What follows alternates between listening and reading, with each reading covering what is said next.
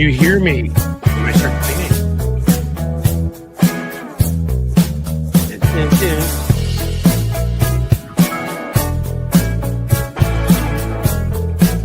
I'll turn it over from the Tony Michaels Show. Thank you, Julian Alco. Sponsoring is good.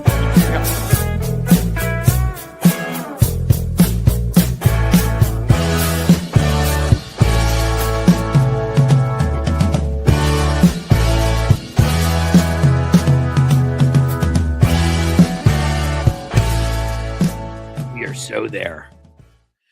Hey guys, welcome back. Those of you joining us from Tony Michaels, thank you. Those of you joining us from Hal Sparks, I believe there'll be some of you at some point. Thank you. And those of you just joining us from wherever you are in the world, thank you too. I am Cliff Schechter. I am coming to you from the Queen City, Radio City, a freezing frickin' cold city forever now. Cincinnati, Ohio, great town. State could be doing a lot better. I'm going to be honest with you. Lots of stuff to talk about today. It's a small plane, but we've had another plane crash. You know, those folks came over from Tony's place. We already did some talking about that. But it is essential to what I've written about, what I've talked about, which is the administrative state, the bureaucratic state from 100 years ago, starting more than that they're trying to tear down. Basically, a state that was erected to safeguard democracy, place experts in positions where they belong and know something and can help us and prevent disaster, prevent things like people needlessly dying. There's a reason, and yeah, polio cure and some of those things were part of that reason, but there's a reason we went from like the average age during the 20th century, being like 50 something that people lived till about 80. Now we're headed back in the other direction. We'll also talk about Musk himself. Took some crap from some of you guys yesterday, but I'm sorry, I hate to say it, I was right. Dude was fired. And the reason you know he was fired is because Donald Trump insulted him today. So he didn't just imagine he was on Doge. We didn't just imagine we saw Donald Trump say he was running Doge. That all really happened.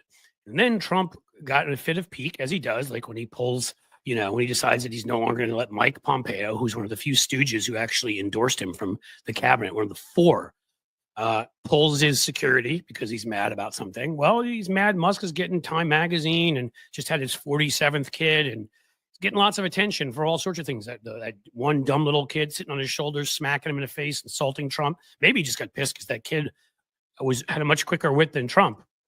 I don't know. But clearly, when you file legal briefing saying, we don't know what this guy's saying, he's not running Doge nor a part of it, and then you follow that up with, we were looking when we were hiring there for somebody somebody smarter. And then you call him, he's just an advisor. You're insulting him. It was meant to be a humiliation for Elon Musk. And I enjoy every bit of it. But again, wasn't clickbaiting yesterday. Was just telling you what happened. On other notes, obviously you've seen the thumbnail, AOC just knocking it out of the park, and I don't feel like I've given her enough attention here. Sometimes I didn't in the past because I didn't agree with her and everything politically. I certainly found some of the things that she said when it came to war in the Middle East to be distasteful, I would say. There's certain charged language. You can go after Bibi Netanyahu and you can go after Israel, but there's certain charged language she's used, for example, that I think puts people like my family at risk. And yet overall, she's been the strongest force.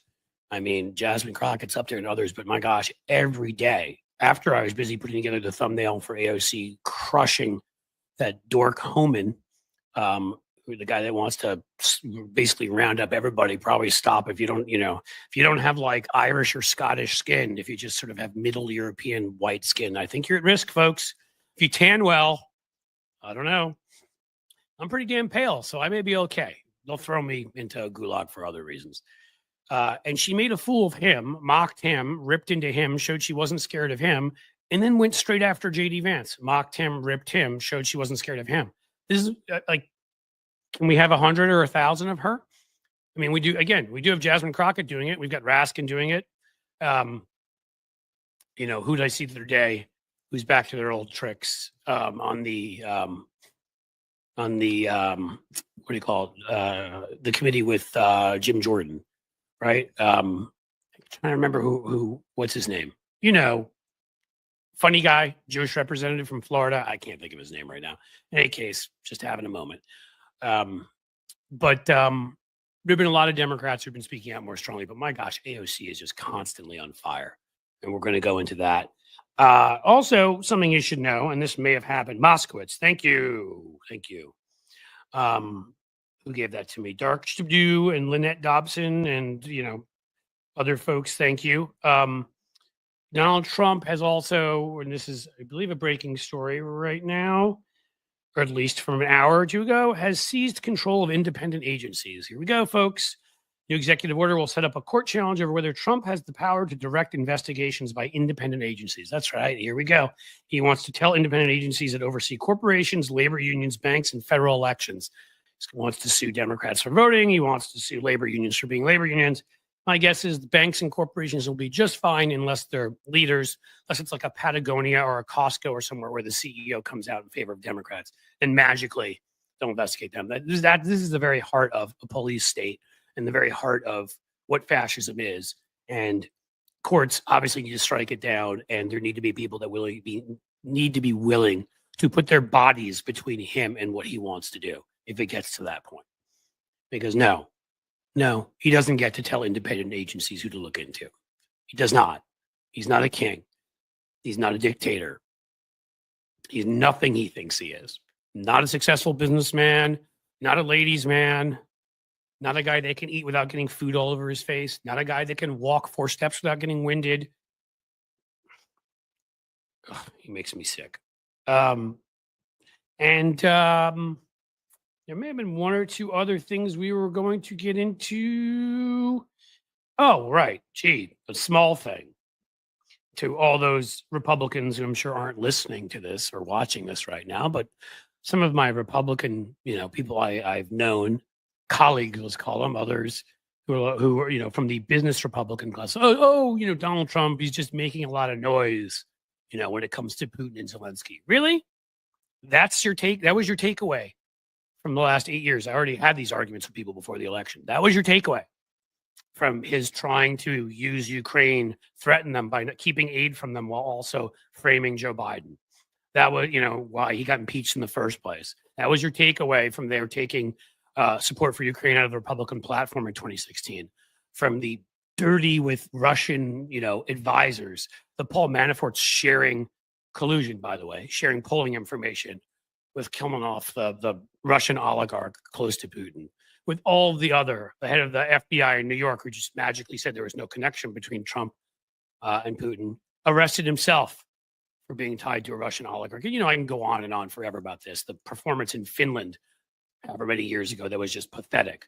Well, now he's done exactly what I told all those people. They're like, oh, no. When he gets in office, he'll be different. He may insult Zelensky, but he's not going to go in with Putin. Yeah. Trump goes ballistic on, quote, dictator Zelensky, blaming him for the war and the death of millions. It's Zelensky's fault that he said Ukraine is our country and it's independent and we live in it. And you're not coming in here. It's not Russian. You're not putting a puppet government, which they voted out. That was Manafort's government, by extension, Trump. And now he is bashing him, trying to force him to some kind of a crappy peace treaty, going and sitting down with the Russians without any of the key players there, which would be Ukraine, countries surrounding Ukraine, and NATO, the rest of Western Europe, the EU, all of whom have said no, there will be no negotiating for peace without Ukraine there and without us there. Do you feel like testing Article 5, Don? Do you feel like seeing if France and the UK will launch against us? This is what my Republican friends who are like, everything's going to be okay, chose to vote for. You should look at yourselves in the mirror today and ask yourself if you know anything about politics and you ever should make political decisions again in your lives. And that's a lot of what we've got going on. I'll try to find something humorous because most of it just frankly pisses me off. Well, the humorous part, of course, I think if we're going to, the sparklers are here. Hello, sparklers. Welcome. Welcome to our little get together where we talk about Trump betraying Ukraine and talk about Trump betraying, but this is good, Elon Musk. And we talk about AOC making that human thumb, Homan. He does look like a thumb, doesn't he? Who's that? Who's the guy who's just sitting there, like literally drooling at the thought of arresting everybody who's doesn't have Scottish tinted skin and throwing them out of the country. She clapped back at him something fierce, and he lost it. Man, got triggered on TV. It was fun. We can start with that. I thought Tony was maybe going to come by a little bit sooner, but why don't we start with the main story? Essentially, you know it. AOC has been crushing it since the beginning. And so she claimed that migrants will not be subject to unreasonable search and seizure. We do have something in our Constitution about unreasonable search and seizure, as you all know. And talked about the 14th Amendment. Amendment Republicans like to pretend is not there, especially certain articles of it that have to do with people that try to overthrow our government and to birthright citizenship. And she, of course, it is well within my duties to educate people on their rights. I'm going to do it.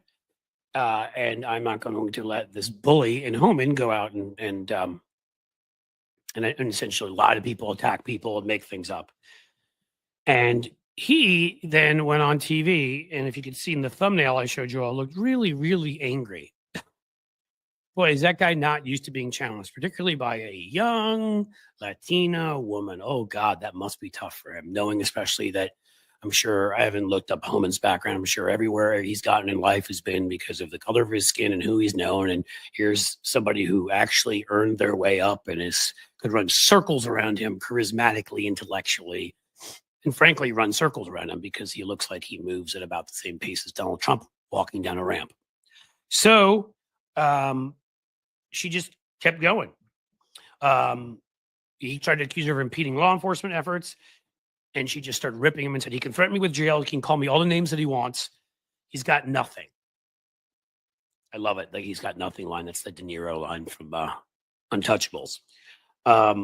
And he got triggered, blew up on TV. So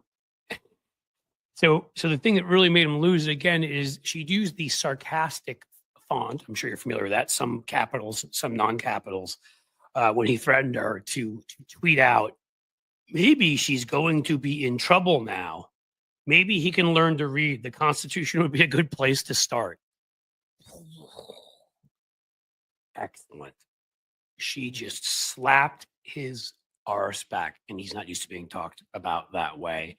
And not used to people not being scared of him. And he threatens the DOJ, and she laughs it off. Why can't we have all Democrats doing this, standing up and doing this? We have many. Again, not everybody's effectively as she is, but we've got our Jasmine Crockett's and our Eric Swalwells and our Dan Goldmans and folks who are doing some of this, but we need more. Chris Murphy's been terrific, right? Jamie Raskin's been terrific. Brian Schatz has been terrific. Tammy Duckworth. I can keep going, but we could use more. Then she retweeted him on Twitter and said, when he confirmed on Fox that he asked the DOJ to investigate her, she just said, go ahead, let the people see you for what you are, which again was understated compared to her mockery of his ability to read. And look at that. She even held a webinar explaining rules to people. What a terrible congresswoman, somebody who believes in doing their duty, doing what they were elected for, and actually explaining to people the important things so that they know their rights and they know our values. And that was pretty much the end of their exchange. He's still probably somewhere in a corner whining and crying about it, the little tubby whatever wad that he is. Then she decided to rip into J.D. Vance, our goofy garden gnome looking vice president who had no experience except for kissing Peter Thiel's large arse before moving back to Ohio and suddenly running for the Senate. And now he's vice president, doesn't know anything. Do you know he went and lectured Europe on democracy? They need a lecture from him. Okay. Yes. Right. How about you stick to chicken fried steak and they'll stick to understanding democracy? That could work. She flat out went after Vance on Twitter and said, you lied to the world in Munich. If this administration believed in free speech as you claimed, its leaders wouldn't be threatening members of Congress with criminal investigations for educating the public about their constitutional rights. Look in the mirror, she added. I think she forgot that A, if he does see his own reflection, that would be quite gruesome. And B, I think he's a vampire, so he probably doesn't. And so now she's got both Homan and J.D. Vance, the Whitey McWhites, these two complete losers, these nothings who are only serving in administrations because it's a Trump administration. And again, you could be half a dead plant and serve in that administration. Look at the people who've ended up in there. So AOC, thumbs up, keep crushing them, keep ripping them, give them no quarter, give them no respect. You communicate to people when you do this. I've talked about this before, but the messaging part of this is important to me. When you laugh at them and mock them, you communicate to people that you don't take them seriously and that they shouldn't take them seriously either. When you rip into them and you stand strong to their threats, you communicate to people that you have strength, that their threats are worthless, and that it gives other people courage to stand up. So the words that she chooses, the manner in which she chooses to do it, and she is an expert at this, like on social media in general, but also, I mean, the use of video going on, the cable shows, she's fantastic at this. She knows they're watching her. Half of them are creepily attracted to her and make that quite obvious. And the other half just, hate her because she's smarter and better than they are. And there's a big Venn diagram where those two groups cross. So again, keep it going. Lead the way, AOC.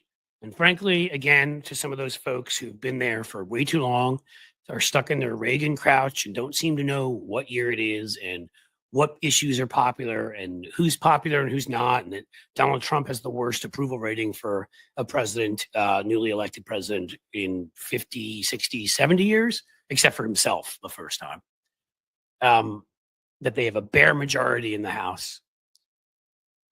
That, no, don't be scared of this. And they've put people that are dumb enough, incompetent enough, and frankly, corrupt enough that we'll see how many of them last in the positions that they're in. She's been fantastic. More from Stephen Manning, more Brian Schatz, less Chuck Schumer and Steny Hoyer. Yes, yes, yes, and yes. I really thank you, as you always do, for this, Cynthia. Remember, folks, to please like and subscribe. Just under 104,000. Can you get me there? Can you get me there? Last I looked, it was 103,870 or 880. How about if you're here, you're not subscribed, and you're here through YouTube, subscribe on YouTube. If you're on Twitch and you can become a subscriber or a member there, please do that. Please support us. We really appreciate it. Thank you, Carolina Childers. We'll get to the folks kind enough to with super chats. That's really kind in a little bit. Again,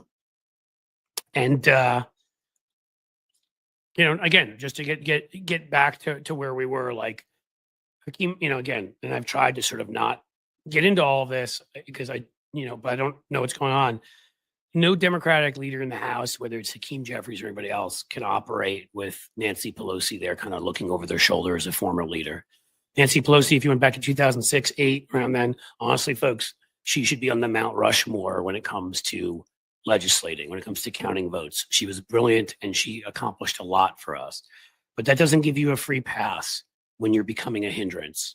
You need to know when maybe you're done. And I'm sorry, but I don't like Trump hung around, right, to run for the next election. And don't think I'm comparing Nancy Pelosi to Trump in any way. But I am saying, like, when you're a leader, you're done, you should move on. And Hoyer is in that. Schumer is still there and leader, but he's not the right guy for the moment. And I don't know how he doesn't know this or how enough people haven't told him this.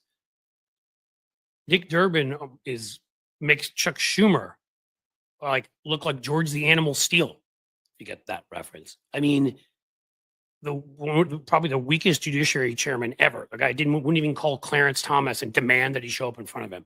There's so much to look into in the Supreme Court, and we had this guy running that committee. Folks, just leave. You're from states like New York and Illinois, where we can elect hard-hitting, great Democrats. You don't have it anymore. Okay. If you did for this moment, maybe it's, it may not even be age. It may just be, this is a moment that you're not prepared for because that's not how you're made. Fine. There are plenty of things I can't do in life. If I tried to sit together and put any kind of a formula together in a lab doing chemistry, I would blow it up. So I'm not a chemist. If you cannot effectively communicate, cannot effectively message, aren't willing to do it every day, aren't willing to hit them hard, aren't willing to point out their hypocrisy, aren't willing to do it in ways that will create spectacle and get media attention, aren't willing to hold up bills on the floor, but by not giving unanimous consent, aren't willing to stand up and make a statement on the floor, no matter if they rule you to shut up or not, like Representative Stansberry did. If you're not willing to do all of these things, please move aside for those of us who will, so we can save the republic. Okay? Because we're seeing a lot of those folks, and the whole Democratic Party is being labeled by the ones who are right now, for the most part, are in leadership and won't let us, or those looking over leadership's shoulder. I'm sorry, I don't want to have to say any of this stuff. In the past, on gay rights issues, on gun safety, Chuck Schumer was one of our biggest allies when I was working on some of those issues, was a hero on that stuff. Okay. Fought really hard on that stuff. It's not to say the man's never done anything good, but again, I can't just look back at oh, well, you did great things in the past. If we end up becoming what Donald Trump and Elon Musk want us to become, nothing you ever did will matter. It won't show up in the history books. There won't be any. There'll be propaganda written. Enough. That wasn't a rant I was looking to go on, but I'm getting really more and more frustrated by this, that these folks do not know their place and can't take a look and put their damn ego aside for the sake of the country and say what's necessary. Some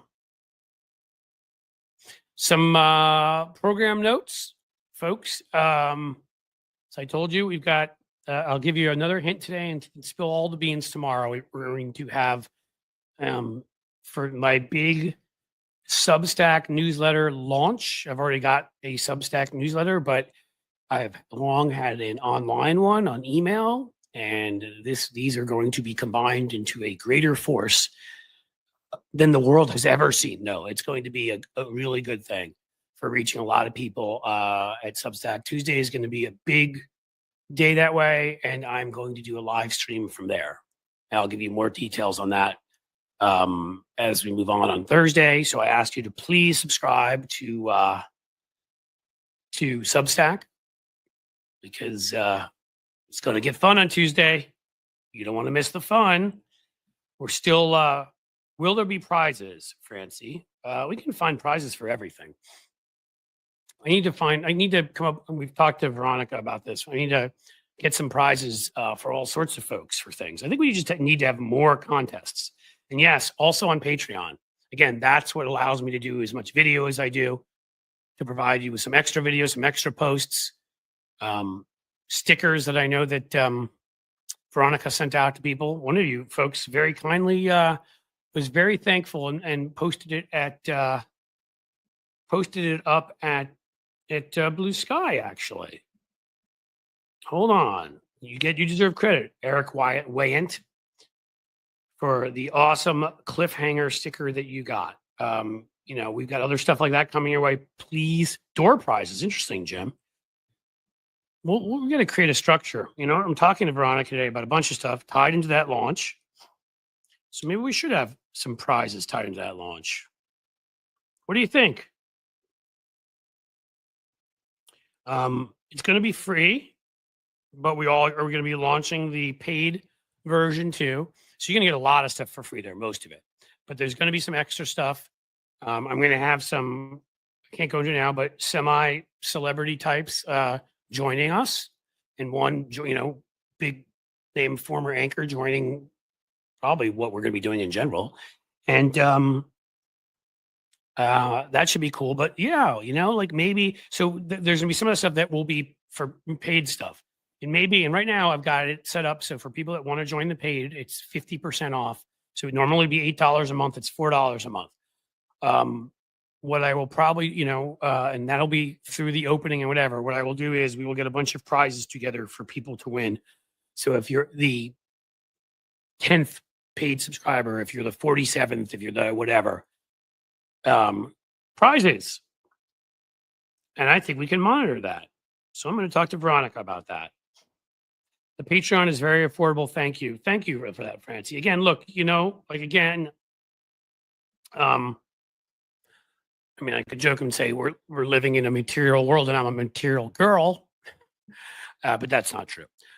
We are living in a world where things cost things.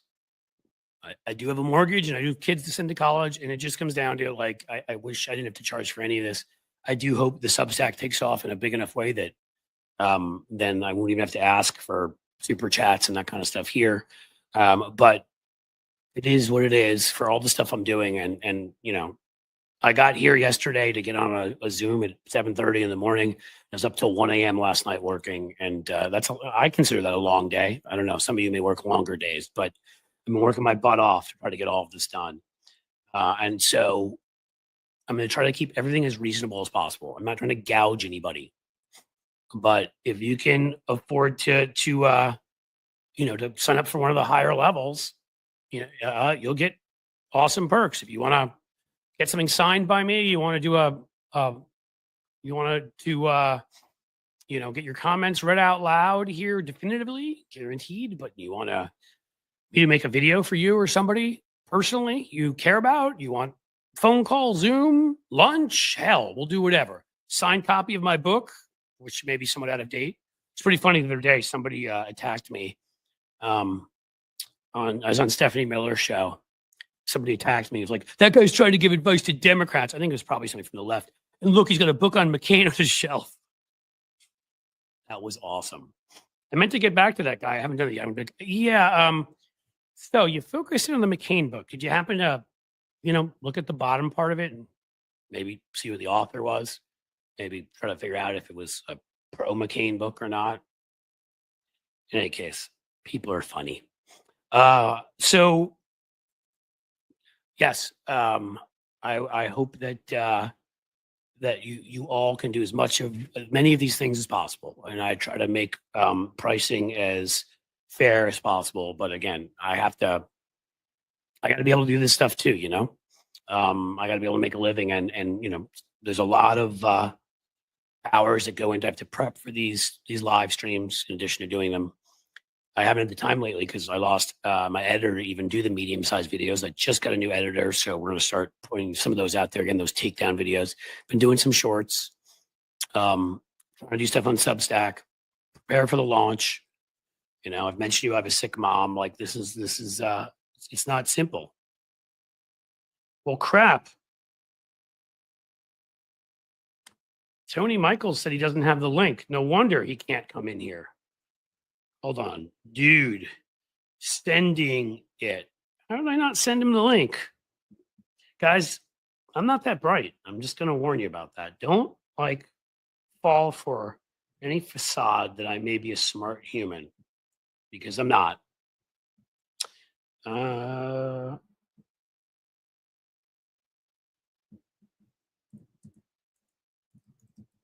1 second.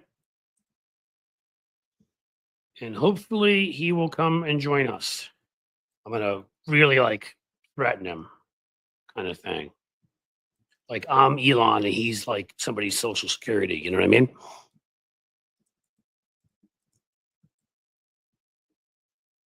All right. Now let's see what happens. Although we are late in the show. Oh, he's here because I got him the link and he was able to come in and look at him hitting his head. No, I've been sitting here waiting to see if I was going to get on Cliff's show today, but I thought he was like, the hell with Tony. It's not worth it. I like all the cool people here, and you are all cool. I appreciate it. They say very nice things about me when I insult myself. And I insult myself mostly as a goof. But I should self-deprecating humor. Yeah, but I should insult myself all the time because look at all these nice things. Like WW, he's not your normal, smart, handsome, bearded boy. Wow, look at that. I'm abnormal, but I am smart and handsome and bearded. Those are 3 cool things. Oh, Jim okay. Williams told me, Cliff, you're human. You're not perfect. Absolutely, Jim. What did you get And wrong? Did you do something wrong? Did you do something yeah, I wrong? didn't send you the link. So I made fun of myself. Oh, I see. I see. Guys, I may seem like I'm smart, but don't fall for it. I see. I honestly, I appreciate everything. You guys just show how awesome you are, right? I'm always Well, joking with that. to be perfectly honest, yesterday I forgot to send Cliff the link to my show because I thought it was Monday yesterday when I was getting my show ready instead of Tuesday. Because I just get my days mixed around and mix them together. I don't know if this month has been a long decade if no one's been counting. We were talking about that when I was on. Again, like, I think everybody feels that way. We were talking about that when I went on Stephanie Miller's show on Tuesday. We were sitting there, and Stephanie's like, "What day is it? What month is it?" I think she'd actually lost track. Like, I don't even think she was joking. We're just like, where the hell are we? What is right? Like Trump time? The only thing I can come up with is Trump time is like time in Interstellar. Right. You know what I'm saying? Well, and we are in the timeline where Biff gets the almanac. Like, that's the timeline. We're in that skewed. We're in the Back to the Future 2 timeline when they come back. You're totally right. Yeah, that's where we're at. And you know what's the worst part about that? Is what? In our version, we got the almanac back and away from him and reset things for 4 years. And then he found a way to come back and steal the almanac again. Right. He's got his own flux capacitor somewhere. I don't know where the hell it is. He found a way. Somebody put together, there was, maybe he went to the 1950s dock and held him hostage. You know what I mean? I guess, who knows? But like, you're right. And it's amazing to me that again, I still find it amazing with all of the jokes out there around Donald Trump, with a guy that danced around in, like, what was it, a yellow suit with chickens, and a guy endorsed all these ridiculous products that were a joke, and bragged about serial infidelity and the bankruptcies. And then even before we knew about the criminal activity, although I always kind of assumed it, but and all of that, they based that character. They said the Biff Tannen character, they based it on Donald Trump. I don't know if you know that. That one character where he's specific got the Biff character who gets powerful and runs the place. That was based on Donald Trump, right down to the hair. It was perfect. Right. Like, well, that actually makes me think a little bit, because we were talking on the phone yesterday about this, that the right understands that you have to entertain first, right? Like people don't want to pay attention to stuff that they don't want to pay attention to. So sometimes you got to really have a shiny object to distract them into paying attention to the thing you want them to, that they won't otherwise. And Ronald Reagan is a good case, a case study in this. Ronald Reagan ran a lot of failed presidential campaigns. But then in 1980, he was running against Jimmy Carter, who was a great person, but he was a micromanager, which caused him to not be as good of a manager president, as he was a person, probably. I'd say he had great ideas. But he left him vulnerable. Democratic Congress because he was such a micromanager. You're right. That's fair. And it left him very vulnerable. He made himself vulnerable in that way. And probably the reason why is because Jimmy Carter really wasn't he wasn't inherently a politician. He was just such a big personality, and so many people liked him. He became a politician with ease. But Ronald Reagan was kind of the opposite. Ronald Reagan was like a B or C actor. And the way that the country really knew him is he was hawking products. Like that's what Ronald Reagan's biggest shtick was. That's what the biggest paycheck that he got from his Hollywood career is. He went on to making these shitty movies to being one of the top endorsement faces out there.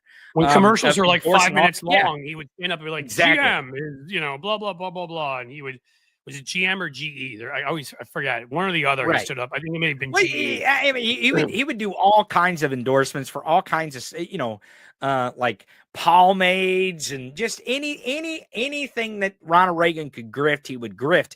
And it's what kind of gave him this national voice. And then he would go on radio programs and he would start talking about the, dismantling government and big government's the bad guy. And, that narrative really caught on. That's what I've talked about a lot on here, because the language that we need to throw off, and we have been over the last decade or two. I mean, for a while, liberal was a bad word. You know what I mean? Right. They demonized so much of what, and we still, when it comes to bureaucracy, the government, that, I mean, again, I that's why he's ground zero. I blame him. When it comes to the anti-government fervor where we are now, I blame him because he was the one that and the reason why you should is because he was entertaining. He was entertaining to a degree, and he could capture people's attention because he was well known. Because you got to remember, there's only back then there was 3 networks, and so all the commercials were aired on those 3 networks. So you couldn't not but see Ronald Reagan in these endorsements. And that's what like made him 40 million super people famous. would watch a TV show. Exactly. Right. And so when you had that component, and then he would go on local AM stations and be talking about politics, they really listened in because he was famous. He was all over the TV. We're supposed to believe what Ronald Reagan says because he's an entertainer, and he would do it in an entertaining way, and his language and his cadence. You know what else pattern. he did, Tony? Yeah. Mm-hmm. Do you know what else he did? I mean, he divorced his first wife for his second wife. Well, he divorced his first wife, which they, of course, said was sinful and whatever. That. But no, I was getting at the fact that he also hosted a radio show for a while. So yes. Yeah. He hosted. It was, I think, a sports radio show in Illinois before he moved out where he was from. Before he moved out to California to become an actor. He was a broadcaster. So good on the radio. Mm-hmm. Yeah. So, I mean, having a broadcasting talent and an acting talent, and basically, he whatever you think of him, and I think very, very many bad things about him. I've made it clear. But if he was an angry person, you didn't see it the way you do with Trump. So he came off as this likable old guy, who you could trust. He'd been on the radio. He'd been an actor. He'd been pitching products. Who wouldn't believe him? So even though he went in 1980 to kick off his campaign, where? Philadelphia, Mississippi, where the 3 civil rights workers were kidnapped and murdered, and where an all-white jury let off all of the folks who did it, so that the federal civil rights division had to come in and prosecute them on civil rights violations charges. Jesse Helms took him down there to kick off his campaign. He very purposely did some evil, evil things, but he always did it with a smile on his face. And he always was jovial and saying nice things. And that made it a lot harder, for people to see what he was, to see that just like Donald Trump, he knew how to stoke white grievance. And I've got one more thing to add to this. In some of the similarities between Trump and Ronald Reagan, and not really the people, but more the movement and how they got this stuff going, is Republicans actually hated Ronald Reagan. They did not like him. The establishment Republicans did not like him. And case in point, he made George H.W. Bush his vice president. And the reason why is because of the words voodoo X. H.W. Bush had a lot of power in government. He had a lot of influence. And the way that Reagan kind of handicapped H.W. Bush at the time because of the voodoo economics, a comment during a debate, he made him his vice president. So that he was if you promise people massive tax, particularly at that time, if you promise people massive tax cuts, it's all, now at least people can look up certain information, not that a lot of them do when they need to, but it was a very easy thing to remember. Supply side economics was drawn up by a right-wing idiot who was the Wall Street Journal, one of the editors there, literally on a napkin in a bar. And I'm not BSing you. That is true. That's not apocryphal. That is a true story. And it was just a curve he drew up, like, well, if we do this, and it really was him as an economist doing what we've seen so many professionals do when they become Republicans, whether they're foreign service workers, military, economists, doctors, which is trade away everything they ever claimed to believe in, to become part of the Borg and to get power. And, what was his name? Hail Hydra? Jan Winiski, yes, was the one who did it. And so you're exactly right. People don't know that history, but people saw Reagan the way they looked at Reagan as another Goldwater. He was too conservative. He was going to get crushed. Right. So just think about a Republican Party. Try to picture in your mind a Republican Party like that, because I know it's very hard right now to picture a Republican Party establishment that actually had some power and could get together and say, this guy's too far to the right. We need a moderate or we're going to lose. And so They supported Nelson Rockefeller over him. They supported Gerald Ford eventually when he ended up becoming president after Nixon over him, and even Nixon moved to the middle, who'd been the right winger as a vice president under Eisenhower, moved to the middle to combat Reagan, to be more of the moderate, to be center right. I mean, people forget this. And again, Nixon was horrible, but he did found the EPA. Like, he did actually do a couple good things, along the way. You know what? We owed Richard Nixon a little bit of an apology, but we should scorn Gerald Ford, because if Gerald Ford would have stood out of the way and let the Justice Department prosecute Richard Nixon, Donald Trump would not exist. Nope. We would not have that problem. Actually, Bill Clinton probably would have resigned in the late 90s, and Al Gore would have been president. There's a couple key moments in our history where if certain things I think had gone differently, if one person had made a different decision, we would be in a whole different place right now. And I view we would be in the original timeline, not the Biff Tannen almanac timeline. Right. Well, I view Gerald Ford as somebody who actually was a good person, was moderate, was a pro-choice Republican. Find one of those these days. He was actually he was the unelected president. Like, he was the unelected president, because he was never elected vice president or president. He was the Speaker of the House, which means he won a congressional district, and then he won the election in the House, and he became the president of the United States. Yeah, no, the only one we've had. But if you look at, like, the way there were Betty Ford clinics, like, they're very open about her addiction, and he fought to put more money into addiction, like preventative services, and not just chucking people in prison.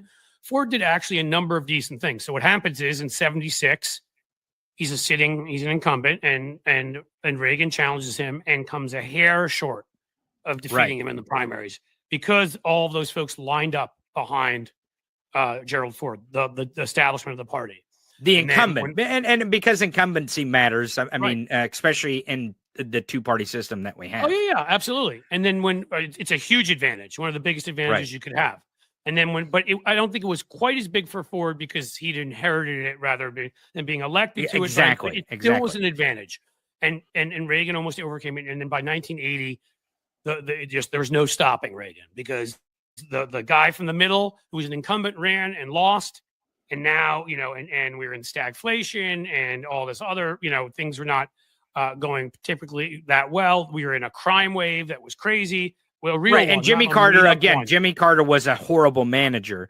He was a decent person. He was a good president, but he was a horrible manager. And the country understood that, I think. Oh, and somebody in there, I don't know if you're saying this in the chat there, like, poor Ford in all caps. I mean, if you're saying that in a sarcastic way, I'm not sitting here feeling sorry for Ford. I'm saying we would have been better off as a country if we'd had him instead of Reagan. I don't feel sorry for people. Like, I remember so many people being like, crying, feeling so sorry and crying over what happened with Hillary Clinton. And my response to that was, I got to meet her. I think she was a terrific public servant. She was amazing. She was a Secretary of State, First Lady of Arkansas, First Lady of the United States, U.S. Senator, Secretary of State, presidential candidate, brilliant, fantastic, wonderful, fought for children for years, Children's Defense Fund and all that kind of stuff and whatever. So even though what happened to her sucks, like, when people were acting like, it had ended her world, I would always sort of be like, let's put this all in perspective. She should have been president. We would be better off if she were president, but her life's going to be okay. You know what I mean? Like, it's not like she's had an amazing life. And so, and then when you bring up George H.W. Bush, Hillary Clinton and Kamala Harris, who maybe would have to vie of everybody I can think of, and I may be missing people, for when it comes to presidential candidates, the most experienced. You may not have liked George H.W. Bush. Certainly was a hell of a lot better than his son or Reagan or Trump, but he'd run the CIA. He'd been the ambassador to China. He'd been the ambassador. He was a bureaucrat. He'd been the ambassador to the UN. He was an elected congressman. He was a war hero. He was a war hero. You can give him that one. And he volunteered. Got shot down at the age of something like 16, 17, and he was vice president for 2 terms. So, I mean, you couldn't argue he wasn't experienced enough, and he'd always been a moderate. Do you know what his nickname was? Here's what I'll get you with. You know what his nickname was in the House? Just to let you know, again, how different the Ford George H.W. wing was before H.W. sold out a number of stuff to be Reagan's VP. Do you know what his nickname was in the House? I do not actually. You're gonna love this. His nickname was Rubbers, because he pushed so much for planning pregnancies and for birth control. Like he was a WASP from Connecticut who ended up in Texas to find oil. He was liberal socially on everything, and then of course. Even on immigration, he was liberal. Yes, there's a great debate between H.W. Bush and Ronald Reagan, I believe in 1980, where they are talking about immigration. I believe they're in Houston.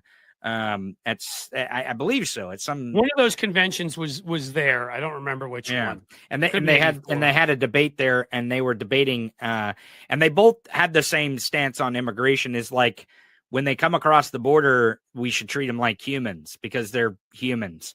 Like, well, because humanize them. Reagan, and it caused us to do a lot of terrible things. Don't get me wrong. And the same thing with it was, because there was part of that vision was certainly neocon vision and led to Iraq and things that were terrible. But it also led to taking some responsibility that we needed to be active in the world, that we didn't sit around and gripe that NATO countries aren't paying enough into that. Like they realized that the security of the world that NATO provided was worth paying whatever the hell we needed into it. I mean, right, just so it protected us. Right. We disproportionately paid to rebuild Japan and Germany. Well, that ended up being a pretty damn good after we destroyed them. After we destroyed them. Those are two of the strongest democracies in the world right now. A hell of a lot stronger than ours. That ended up being a pretty good investment. So the point is that they understood that part of the equation. I'm not going to say they weren't very wrong on other parts, but at least they understood that part of it. And they knew how to win elections. You could say that Ronald Reagan, because I don't know, a lot of people say that Ronald Reagan was a racist. And if you talk to his son, Ron Reagan, he would probably tell you different. He would just say he knew how to win elections, right? And that was the difference between politics then and politics now, is that politics then, they really did use these things to win elections. But at the end of the day, they were, as far as policy goes, they tried to be level-headed, right? They tried to understand that, hey, we can't just upend the entire system because we said we would. Well, right? they may have been wrong about a lot of stuff, but they believed. The big difference, it's right there, is very fundamental. They actually believed in policy. Even Reagan, who was attacking the government, guess who created the Veterans Administration? Pretty big bureaucracy and cabinet department was added under Reagan. Guess what? Guess who gave amnesty to I don't remember how many undocumented workers here? Reagan. Guess who raised taxes as many times as he cut them? I mean, we can go through the whole thing. I know, that's part of history I know the best. So, point being, it doesn't mean that's the stuff they like to ignore when they hold Reagan on a pedestal. But some of the stuff he set in motion, the selfishness, the rejecting the public good of democracy, which he did around taxes, but then it became about all sorts of other things too. On the cultural forces Reagan unleashed were terrible.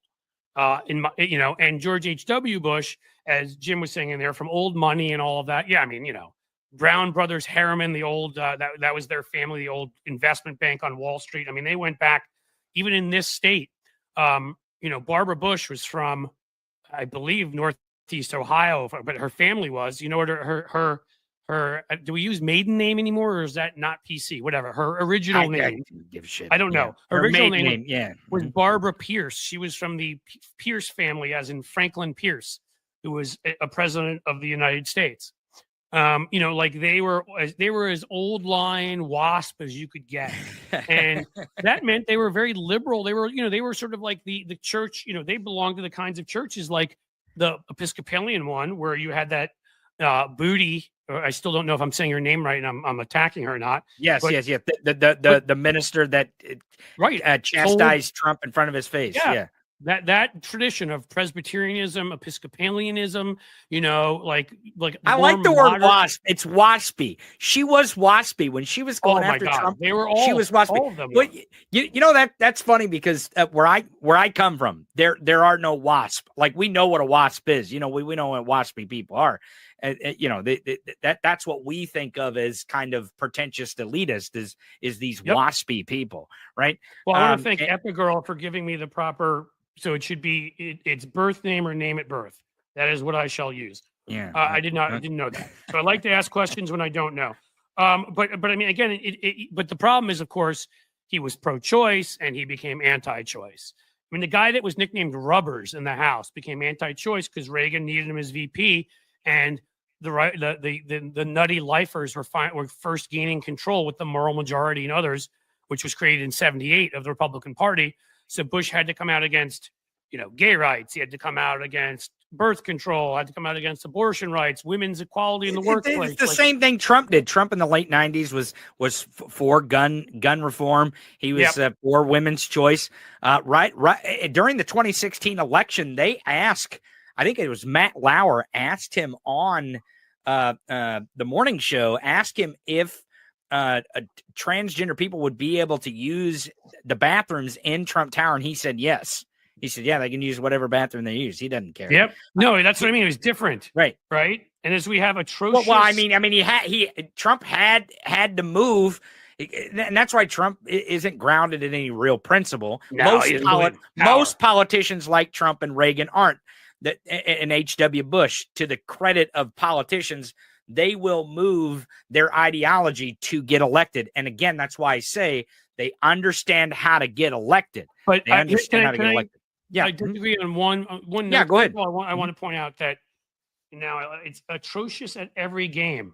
See, atrocious at every game, and it makes fun of himself or herself too. So you guys better make this person feel better. Like when I insult myself. But Reagan was pro-choice as governor. Yes, Reagan passed what was literally the most pro-choice law in the entire land of California before Roe versus Wade. There are a couple states that legalized abortion before Roe passed the Supreme Court. New York did. Because it was popular. Because it was popular. Yes, because it was popular. And Reagan signed one of, he was terrible in certain other stuff, right? Somebody in there pointed out how much he cut mental health funding by, and that's why there was a great joke in the movie Airport where they show, or Airplane, where they show the main character has to go to what they would then have called an insane asylum. Again, probably not what we're calling it today. And it was called the Ronald Reagan Home for the Mentally Ill was the name of it. So they got a nice little jab at him there, and for the fact that he seemed towards the end of his second term to be losing it a little bit, but also because he cut mental health so much. But point being that, again, none of these guys are perfect. A lot of these Republicans are terrible on a lot of things.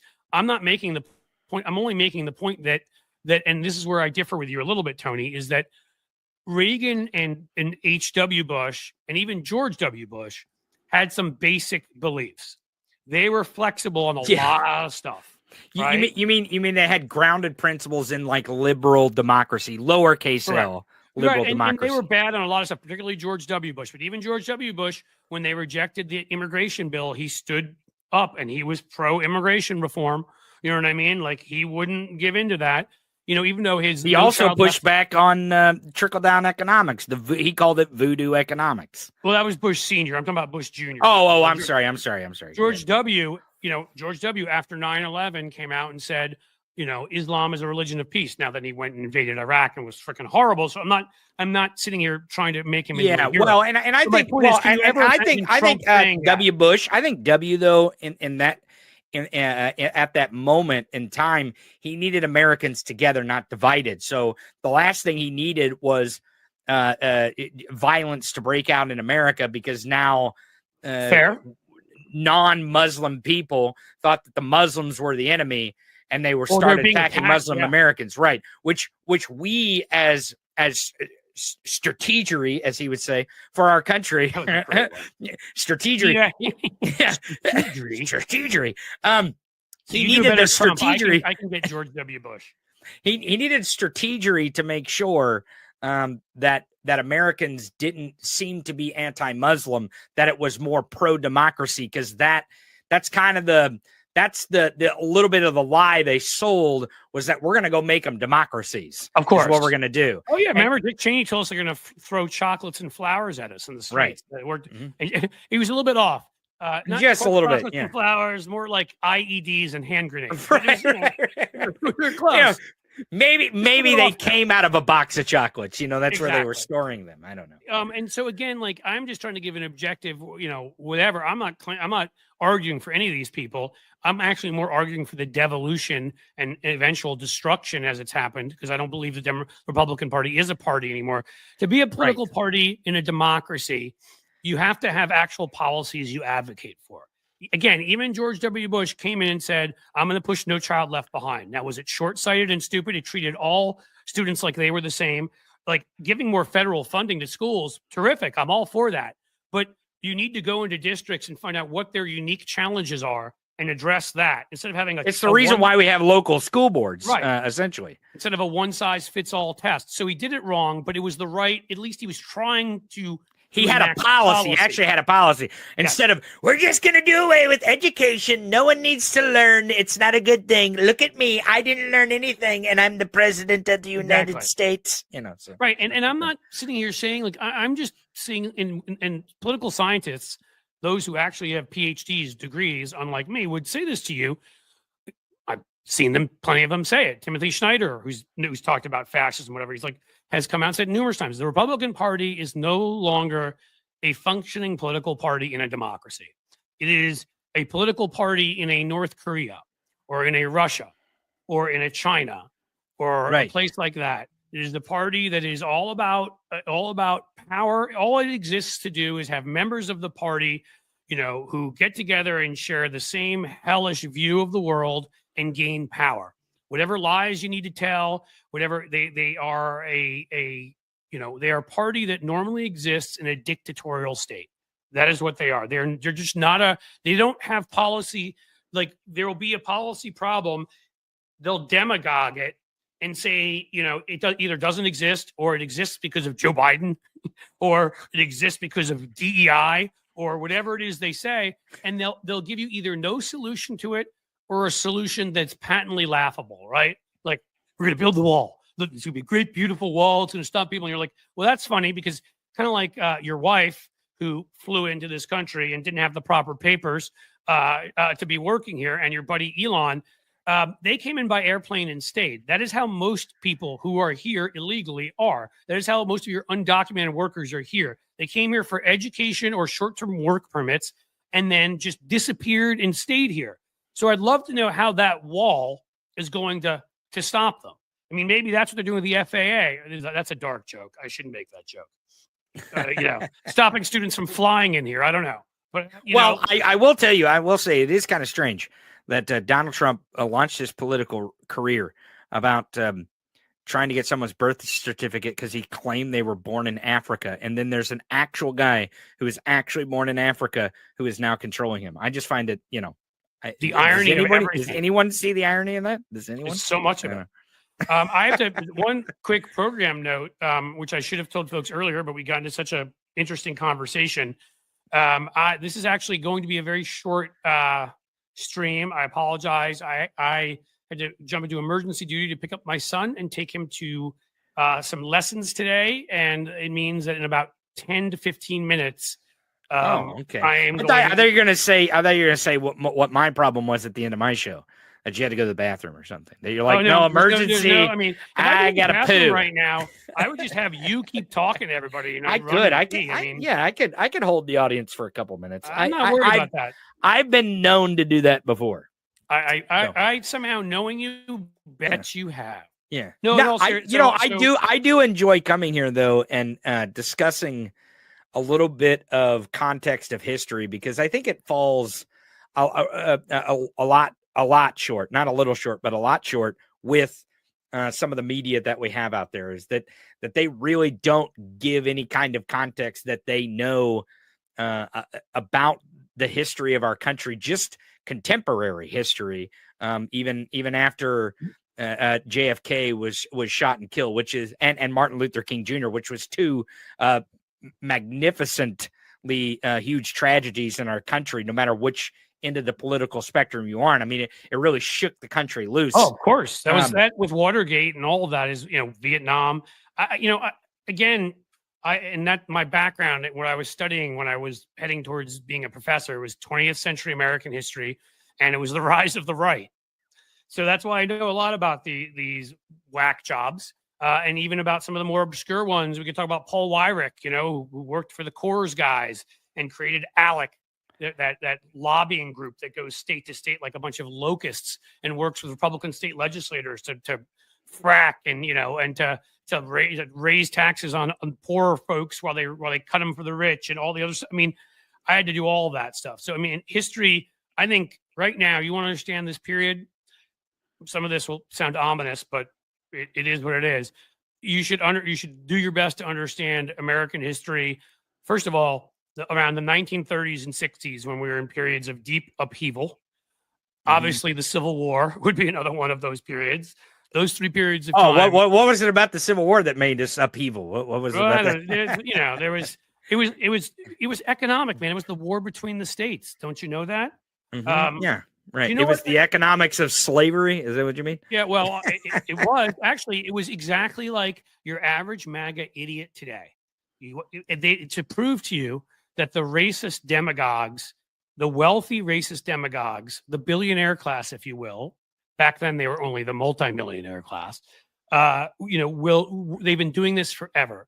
Because again, I don't want to keep asking you stuff. I'm not asking you stuff to try to make you look bad, Tony, because most people don't know. Most people did not know that George H.W. Bush's nickname was Rubbers. Right. Well, and I probably have heard that before, but I didn't have it. So I'll just say this: what most people do not know: 1% of Southerners owned slaves. 1%. The rest of them are too poor to. Well, they called it waving the bloody shirt back then, because they'd wave a shirt, their bloody shirt, like the Northerners, those damn Yankees came in here, corrupt Northerners with their industrialism, and they killed your brother, and they killed your neighborhood, and then people would volunteer and go fight for rich people who owned slaves when they never were ever going to own any themselves, because they were never going to be that wealthy. You know what's a great dramatization of actually of that point is the State of Jones. I think that's what it's called. It's Matthew McConaughey. It's got Matthew McConaughey in it, and it is Southerners who are not slave owners who did not join the Confederacy, and the reason why is because they did not own slaves, and they understood that they were trying to brainwash people into getting into their war, which all it did was benefit the rich white people in the South, the 1% in the South, not the damn people in the South, the at the time what would be the billionaires today in the South. That benefited them, and it benefited them to get into this war with the North on those predicates. So that way they could. It was a woke war, is what it was. It was a woke war, and they did this culture war thing instead of a class war thing, because the Southerners, the rich slave owning Southerners, knew that they had to convince the poor people, who were basically indentured servants to them economically, not literally in the way of slavery, but they were in debt to them by property, by company stores, by town tax, county tax, this sort of thing. That and the movie, I think it's called The State of Jones. Well, now I'm going to have to see it. That's great, because I haven't seen that one. I see somebody here based on true story. Chris Duggan here. This is fantastic. Your ancestor, my ancestor, Robert Gould Shaw. I mean, if you haven't seen Glory, you'll know who Robert Gould Shaw was. Fought and died in the Civil War. I mean, in Glory, he led the first black platoon of soldiers. And I mean, that is. That's one of, again. It's a movie like Schindler's List. It's a movie like Amistad. It's a movie, I'm trying to think of them, the ones that you absolutely have to see that are amazing and are heart-wrenching at the same time. I mean, that scene, Denzel Washington, when he's being whipped and he like the tears coming. Oh, he won an Academy. I think that was his first Academy Award, but Morgan Freeman, Matthew Broderick played your ancestor. I bring up often that not my ancestor, but I'm pretty damn proud of this. I married into it. My wife's ancestor is Ulysses S. Grant, who for a while they smeared the early historians who believed in the great lost cause and wanted to make it that the North had been evil. If you ever see, what do you call it? Gone with the Wind. And you know how they portray the Northerners as evil and the Southerners had this nice genteel society and all of that. That was based on that line of history, that we were the aggressors, the wall of Northern aggression, and that they were, my wife's ancestor, Ulysses S. Grant, who was to the left of Lincoln, not only a great general, but to the left of Lincoln on racial issues, who, when he was president, is the only time when we were electing black members of Congress, governors, senators, where he enforced full flat out full equality, and they had to discredit him. So they turned him into a drunk, and they turned him into this and a that, and all these names that they called Grant. And he's one of those that more recent historians have looked at.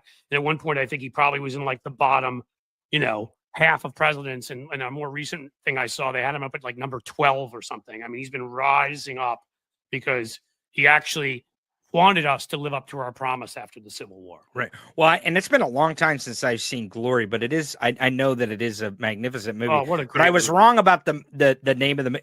It's called Free State of Jones. It's called Free State of Jones. I'm going to see it because I heard of it. Jonathan put it in, and I'm sure several others too. But they put it in the chat there. Free State of Jones. So there's that. And the one or two other things before I forgot I wanted to say to folks, because things can go in different directions.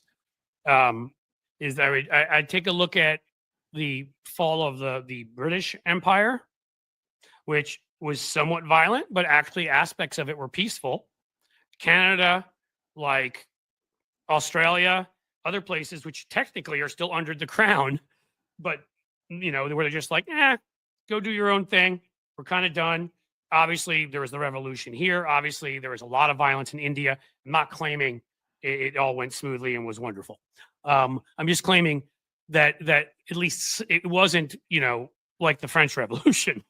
Is all I'm getting at, the fall of the empire. And then, honestly, I really do believe at this point, I hate saying it, but if you don't know Roman history, You think we're there? I mean, we're, as Francie says here, I mean, the rule of history, I mean, I hate to say this again, I don't want people getting all upset and whatever, but no democracy yet in the history of the world has ever lasted forever. And no empire has ever lasted forever. So I mean, it doesn't mean it can't. And it doesn't mean that we can't have, what I'm hoping for is if we can get Trump and the worst people out of there, because we can have what I would call a softer landing, where maybe other folks step up more and we deal with all of our internal issues and realize we've been overextending, overspending because of corruption, because of lobbyists, because of this, because of that, billionaire class, whatever, and right the ship and do it in a hopefully mostly peaceful way, which numerous empires actually have done. Well, right? And I think that's because I brought up Curtis Yarvin. If you haven't heard of Curtis Yarvin this morning, I hate him. Yeah, dude, if you go into, I don't know if it's news or one of those places, he's got one of the top Substacks, which makes me want to hurl.